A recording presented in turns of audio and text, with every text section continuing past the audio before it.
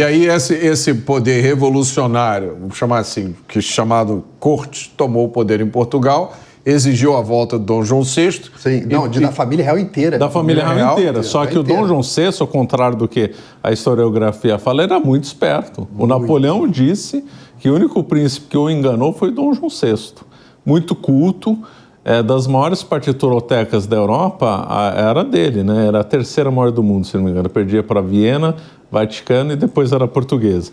Ele trouxe, junto com a família real, trouxe Sigismundo Neukomm, que trabalhou com Haydn. E quando ele chegou no Brasil, ele se deparou com José Maurício Nunes Garcia, grande músico. E aí ele trocou o regente oficial português por um mulato brasileiro. Nativo, Nativo. Isso aí ninguém conta, né? Ele percebeu que o valor do José Maurício Nunes Garcia era superior ao regente real, que chamava Marcos Portugal. Aí trocou, depois o Marcos Portugal fez um monte de intriga contra o José Maurício Nunes Garcia. E o Sigismundo Neukomm, quando voltou para Viena, elogiou o José Maurício Nunes Garcia e falou: esse foi o maior autor de piano forte que eu já conheci na vida. Piano forte é o pai do piano. O mulato aqui brasileiro. O médico de Pedro I era um mulato, o médico de Pedro II era um mulato, pois da Maia. Mas vamos adiantar, senão o programa acaba e a gente não chega onde eu quero. Então vamos lá. A família real voltou para Portugal e deixaram Dom Pedro aqui. Assim, um negócio interessante para comentar, que é mito, que é até legal a gente comentar aqui, que é o seguinte: a família, o Dom João fugiu de Portugal, foi uma saída atabalhoada, que você pega livro de história, na escola, várias pessoas falam assim, não, a França invadiu através da Espanha e saiu todo mundo correndo. Desespero. Largaram coisa no porto. Não é isso que a gente escuta? É isso que a gente... Mentira. Não foi, de maneira alguma. Não foi assim. De maneira alguma. Eles saíram de Portugal em dezembro. Bem no primeiro dia ali, os primeiros dias de dezembro, para vir para o Brasil, 1807. Em agosto, Dom João já tinha um navio pronto para zarpar. Não todo mundo, toda a corte, mas Dom João nunca tomou uma decisão errada na vida. Eu nunca encontrei na história ele tomando uma decisão errada.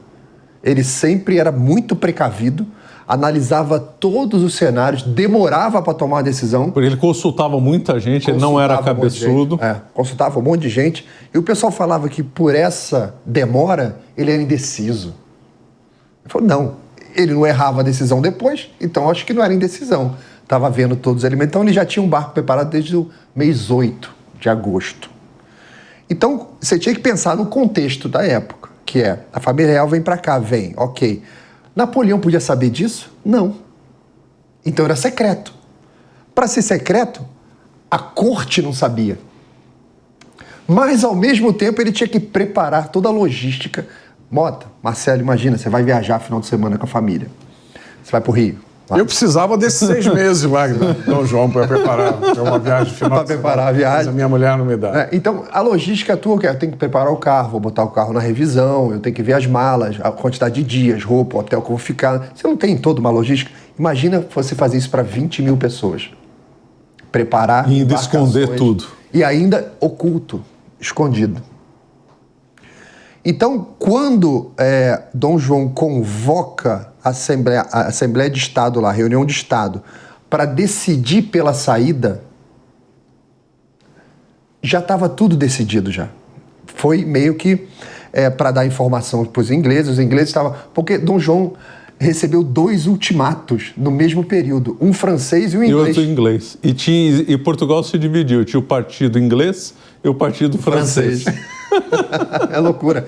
Então a França falava, feche, tinha um bloqueio continental, né? Tinha um bloqueio. Feche todos os portos, não tem mais nenhum comércio com a Inglaterra, prenda os ingleses, pegue as propriedades deles, me dê toda a sua frota, o ultimato francês, me dê a sua frota. Aí o ultimato inglês, quando chegou que eles fecharam o porto de Lisboa, ele vem logo depois do bombardeio a Copenhague. Porque a Inglaterra fez o mesmo jogo lá com Copenhague e falou assim com a Dinamarca, olha, se você está aliado comigo, a gente vai lutar contra Napoleão. Se você ficar encerando aí que não resolve o que você quer fazer, Napoleão está vindo por terra. Ele vai pegar o seu exército, ele vai pegar a sua administração, ele vai pegar seus navios. que a Dinamarca tinha tantos navios quanto a Inglaterra. Era enorme a frota da Dinamarca. E ele vai pegar esse navio e vai usar contra mim. Ou você vem pro meu lado, ou eu vou destruir teus navios. E teve um bombardeio, destruíram a cidade. Teve 2 bombardeios lá em Copenhague, né? Não, aí deixa eu só completar. O programa vai acabar e o Dom João não vai... O Dom João ainda não vai chegar, não vai voltar. Não, mas só para completar a linha de raciocínio. Dom João recebe 2 ultimatos. O britânico que acabou de bombardear e falou, vou bombardear Lisboa. Vou fazer a mesma coisa em Lisboa. Ou você está comigo, lembra do Bush no 11 de setembro? Quem não está comigo é meu inimigo. Lembra disso? A mesma coisa. Só que Dom João estava preparando tudo bastidores. Sai com a família real. Professor Marcelo, tem um evento que eu descobri numa pesquisa recente que comprova, assim, mata-pau, de que foi tudo planejado. Há 5 dias do litoral de Pernambuco, estava esperando todo o comboio da família real no mar um brigue chamado Três Corações, repleto de frutas, verduras e comidas na rota deles. Ou seja, português não é burro. Já sabia há muito tempo. Já sabia que já ia vir voltar. Quando viria, para eles estarem lá no oceano, na rota, com comida, esperando ele chegar. Na época não tinha telefone, não tinha internet. WhatsApp, não tinha telefone. Mas muito bem organizado, diga-se de passagem. Agora, vamos lá. Então, você descreveu um processo da vinda da família real. A família real veio... Não foi fugido. E aí, muito tempo depois, como herança napoleônica, as cortes tomaram poder em Portugal, demandaram a volta da família real. Inteira. Professor, chega só do entre a saída da corte de volta para Portugal e a nossa independência, ficou aqui... Dom Pedro I. Como é que foi a vida de Dom Pedro I nesse período de tempo? É uma parte da história que a gente praticamente desconhece, né? Lembrando que o continente americano estava tudo convulsionando, né? Havia revolta de independência no México, no vice-reino da Prata, que é a Argentina, vice-reino do Peru, que é o Peru, obviamente. Então, e aqui o Brasil estava em agitação. Não podemos esquecer que a grande revolta do Brasil foi a Revolução Pernambucana de 1817. Então aqui a coisa estava tensa em Portugal e estava tensa aqui no Brasil. Então tinha um pai e um filho, o rei e o príncipe herdeiro. Como resolver essa circunstância? A corte mandando os 2 voltarem. O Dom João VI falou assim, não dá, eu não tenho condição. Ele pensou o seguinte, se nós 2 voltamos e a coisa lá, a família real pode se perder completamente. Então, um vai ter que ficar e o outro vai ter que ir, porque se esse que for se perder e acabar, pelo menos tem um aqui que é a reserva da nossa família real e reserva da monarquia portuguesa. Então, o que o Dom João VI pensou foi muito inteligente. Só um vai tentar controlar a circunstância e o outro fica. Então, foi extremamente inteligente essa decisão. Aí fala, por que não enviar o Dom Pedro I? Aí foi uma decisão, dizem, né? Várias versões, dizem que foi o pai falando, não, eu vou e você fica aqui. Né? Então foi extremamente inteligente. Inclusive tem uma carta dizendo do Dom João VI para Dom I, dizendo o seguinte, talvez o processo de independência, não lembro os detalhes, talvez o processo de independência do Brasil seja inevitável. Mas antes que aventureiros tomem a frente do processo, vamos nós tomarmos a ficar à frente. Olha que visão extremamente inteligente e perspicaz. Imagine se os 2 fugissem. O Brasil não existiria, ia acabar. Uma revolta no sul, outra na Bahia, outra em Pernambuco, outra no Grão-Pará, outra no Maranhão. O Brasil é muito regionalista, sem uma figura central que é o rei, é que ia virar várias repúblicas. Agora, Laudelino, quando Dom João VI voltou, Dom Pedro ficou aqui com tropas portuguesas aqui. Sim. Né? Sim. Ainda era... Como é que foi a vida dele até a independência? Assim que Dom João foi embora, Pedro já sabia que tinha um cheiro constitucional no ar. Então ele adiantou uma série de ações. Ele falou, eu vou antecipar. Eu sei mais ou menos, ele lia muito Filangieri, ele lia muito os autores constitucionais europeus, ele sabia... Leu Benjamin Constant, nossa Constituição é do Benjamin Constant. Então ele sabia o que estava chegando. E ele tomou a decisão, vou adiantar algumas coisas. Ou seja, Dom Pedro I não tinha mentalidade absolutista. Não, de jeito nenhum. Ele era um tremendo de um democrata, né, se eu puder usar essa palavra que eu não gosto muito. Mas ele adiantou, ele fez o seguinte, ele fez uma série de decretos no Rio de Janeiro, reduzindo imposto. Ele disse que era proibido você prender alguém sem um processo. Princípio da reserva legal. Essas coisas ninguém fala, né? Não há crime anterior que defina nem pena sem prévia combinação legal. Tem que ter um processo, tal. Ele falava, não pode botar um grilhão num prisioneiro sem antes ter tido um processo. Então ele adotou uma série de medidas liberais, tanto do ponto de vista jurídico, de consolidação do nosso judiciário para ficar a coisa mais próximo do que as constituições do mundo estavam prevendo, que era aquela retirada de poder do Estado e aquela colaboração do Estado. Não é que a Constituição era contra o monarca, não. Era para trabalhar em conjunto, os dois, dando equilíbrio, pesos e contrapesos. Ele começa a tomar uma série dessas ações, começa a fazer vistoria em tudo quanto era lugar do Estado, para ver, isso aqui tem um órgão, ali tem uma alfândega, então ele fica... A última vistoria foi em Santos, pouco antes da independência do Brasil. Exatamente. O pessoal oculta essa informação. Por que ele estava lá em Santos? O pessoal que fala foi atrás da amante. Não é bem verdade, nem era verdade. Foi porque ele estava vendo as guarnições lá de Santos. Exato. Porque numa futura guerra com Portugal, ele tinha que ver como é que estava o litoral, né? Mas Santos era um ponto vocês estão importante. pintando a figura de um estadista que, como o senhor mesmo disse, professor, enquanto o resto da América Latina já estava começando o processo sem fim de revoluções, de regimes ditatoriais que dura até hoje, o Brasil era uma relativa... Só para se ter uma ideia, na luta da independência do México, morreu 100 mil pessoas. O Brasil poderia ter virado uma carnificina. E não virou. As pessoas esquecem esses dados, né? Verdade. E tem um episódio de uma guarnição de tropas portuguesas aqui que ameaçou... Auxiliadora. Mas tem uma curiosidade dessas tropas portuguesas e das brasileiras. Tinha português do lado do Brasil. E tinha brasileiro do lado português.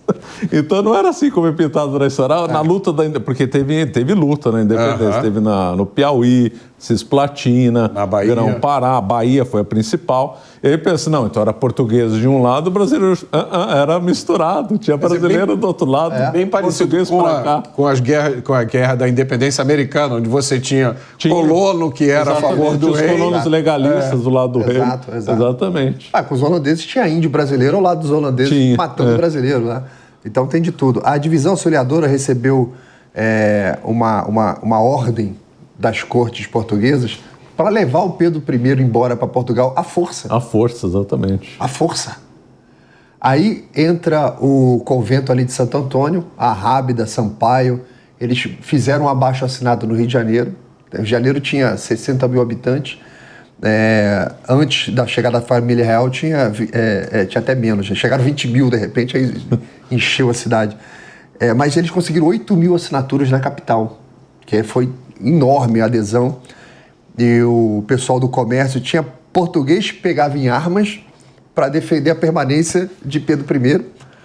Então esse batalhão da Auxiliadora estava vindo da guerra da Cisplatina, veio aqui, estava vindo do sul, né? Já tinha ainda não tinha acontecido, a Cisplatina acho que não tinha acontecido ainda. Não, a separação virou Uruguai. Foi depois. A Auxiliadora estava vindo do Uruguai, lá do sul, da região da Cisplatina. Porque na Guerra Napoleônica, o Brasil ocupou a Cisplatina, que era da Espanha, porque a Espanha era aliada da França. Assim como o Brasil ocupou a Guiana Francesa também. E assim que teve o tratado da França com a Espanha para invadir Portugal, a Espanha se adiantou e invadiu uma terrinha portuguesa. Aí o Brasil foi lá e invadiu umas terrinhas espanholas no sul, para devolver. Que é o atual Uruguai. É o atual Uruguai. Aí a Auxiliadora chegou no Rio de Janeiro e tinha aquela ordem de determinação militar para levar Dom Pedro à força. E Dom Pedro? Aí vem abaixo assinado, o pessoal da cidade fala para Dom Pedro, não, pode ficar, a gente vai bancar, a gente vai ficar aqui, vai ter luta. A Auxiliadora se encastelou no Morro do Castelo. Que não existe mais. Não existe mais, o Pereira Passos mandou embora.